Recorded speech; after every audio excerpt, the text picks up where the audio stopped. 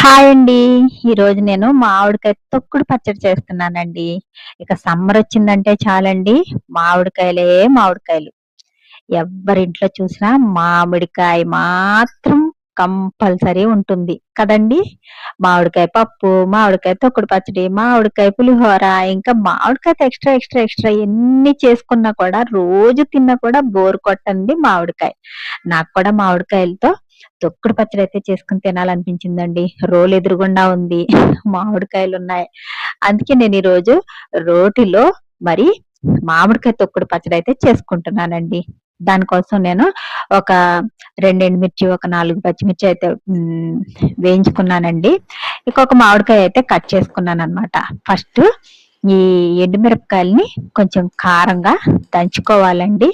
ఇవి కొంచెం మెత్తగా దంచుకోవాలనమాట. ఇలా మెత్తగా దంచుకున్న తర్వాత ఇప్పుడు ఇందులో మామిడికాయ ముక్కలేసుకొని కచ్చా పిచ్చా దంచుకోవాలండి. ఇలా రోట్లో కచ్చా పిచ్చా పచ్చడి దంచుకుని తింటే ఉంటుందండి ఆ కమ్మదనం. అబ్బా! ఆ రోలున్న ప్రతి ఒక్కళ్ళకి తెలుస్తుంది దాని టేస్ట్ అంటే ఏంటో. మా చిన్నప్పుడైతే మాకు రోలుండేదనమాట. పప్పు రుబ్బాలన్నా, గోంగూర పచ్చడి చేయాలన్నా, ఏ పచ్చడి చేయాలన్నా కూడా రోట్లోనేనండి. అది కూడా నాతోనే చేయించేవారండి. చేతులన్నీ కొట్టుకుపోయి, అరిగిపోయాయి. ఇంకా ఆ రోజులు మళ్ళీ ఇప్పుడు గుర్తొచ్చాయండి. రోలు ఎదురుగుండా కనిపించేటప్పటికి రోటి పచ్చళ్ళ మీదకే మనసు మళ్ళుతుంది. మిక్సీలో పచ్చళ్ళు తిని, తిని, తిని బోర్ కొట్టేసిందండి. ఇక అందుకే ఈ రోజు ఏదేమైనా సరే మామిడికాయ రోటి పచ్చడి చేసుకోవాలనిపించిందనమాట. తొక్కుడు పచ్చడి అనేది ఎక్కువ మనం రోట్లో చేసుకుంటేనే ఆ కమ్మదనం అనేది వస్తుందండి. లేకపోతే టేస్ట్ ఉండదు, మెత్తగా అయిపోయి.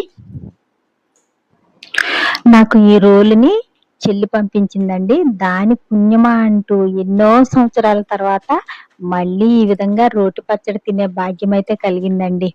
నిజంగా మిక్సీ పచ్చళ్ళు తిని తిని చాలా బోర్ కొట్టేసిందండి. అసలు టేస్ట్ అంటేనే మర్చిపోయామనమాట. మళ్ళీ ఈ రోలు చూసేటప్పటికి రోటి పచ్చడి చేసుకుని తినాలన్న కోరికైతే తీరుతుందనమాట. ఇక ఈ విధంగా మెత్తగా దంచేసుకున్నాక పచ్చడిని చూడండి, ఇలా కచ్చాపిచ్చా దంచుకుంటే ఈ టేస్టే వేరండి. ఇప్పుడు దీన్ని ఒక బౌల్లోకి అయితే తీసేసుకోవాలి. ఒకవేళ తాలింపు వేసుకోవడం చాలా మందికి ఇష్టం ఉండదన్నమాట. ఇలా తినాలనుకుంటే తినేయొచ్చండి. లేదు అనుకుంటే గనక దీన్ని తాలింపు వేసుకోవాలి.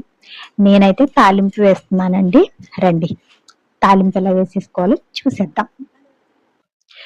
దానికోసం అయితే ఒక కడాయి పెట్టుకున్నాననమాట. ఇప్పుడు ఈ కడాయిలో కొద్దిగా ఆయిల్ వేసుకుని ఒక 2 ఎల్లుల్లి రెమ్మలు, అలాగే కొద్దిగా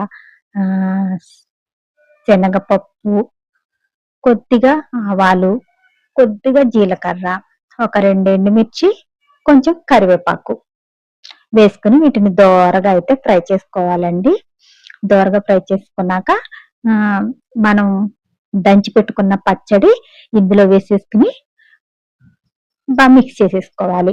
ఒక 1-2 మినిట్స్ దీన్ని కొంచెం మగ్గించుకున్నామనుకోండి, మగ్గించుకుంటే దీంట్లో ఉన్న వాటర్ అనేది డ్రై అయిపోతుందనమాట. దాని ద్వారా ఏంటంటే 1 లేదా 2 రోజులు పచ్చడి అనేది నిల్వుంటుంది.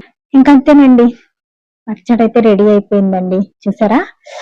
గుమగుమ తాలింపేసిన తర్వాత అయితే ఇంకా స్మెల్ వచ్చేస్తుందనమాట. గుమగుమలాడిపోతుందండి పచ్చడి. ఇక గుమగుమలాడే మామిడికాయ రోటి పచ్చడైతే రెడీ అయిపోయిందండి. ఇక గుమగుమలాడే మామిడికాయ తొక్కుడు పచ్చడి అయితే రెడీ అయిపోయిందండి. మరి ఇక ఈ సమ్మర్ అంతా కూడా మామిడికాయలతో చేయని స్పెషల్స్ ఏ ఉండవు. అందులో ఒక స్పెషల్ ఈ మామిడికాయ తొక్కుడు పచ్చడి. ఇక నాకైతే ఎప్పుడెప్పుడు అన్నం తినేద్దామా అన్నంత ఆరాటంగా ఉందండి. మరి మీకు నచ్చిందా? నచ్చితే గనక లైక్ చేయండి, షేర్ చేయండి, సబ్స్క్రైబ్ చేసుకుని సపోర్ట్ చేయండి. Bye bye.